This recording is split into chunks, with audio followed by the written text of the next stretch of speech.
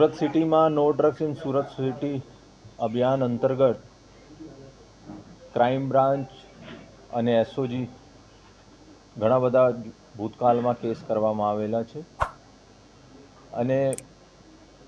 ત્યારે એવી એક માહિતી ક્રાઇમ બ્રાન્ચને મળી હતી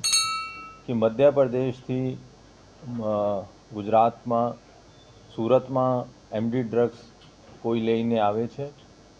એના અનુસંધાને બંને ડીસીપી સાહેબ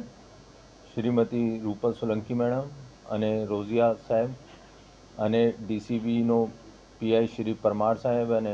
મોદી સાહેબ અને એની ટીમ વાચમાં હતા। કાલે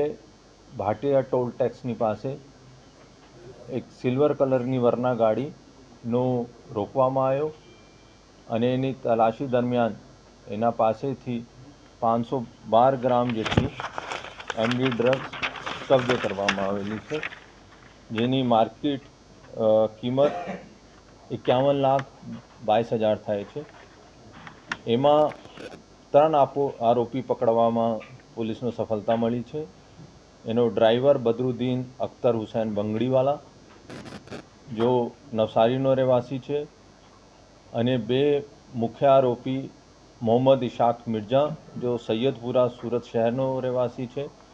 અને મોહમ્મદ અશફાક મોહમ્મદ અસલમ અંસારી जो સૈયદપુરા સુરત શહેરનો આરોપીઓ છે અને જો જેનાથી માલ લઈને આવ્યો એનો અત્યારે નામ ખુલ્યો છે ઇલિયાસ ઉર્ફે ઈલુ મધ્યપ્રદેશ અગર શહેરનો રહેવાસી છે અને જો અહીંયા જેનો એને સપ્લાય કરવાનો હતો આ રિજવાન બોમ્બેવાળા છે અને ટૂંક સમયમાં રિજવાન બોમ્બેવાળાની પણ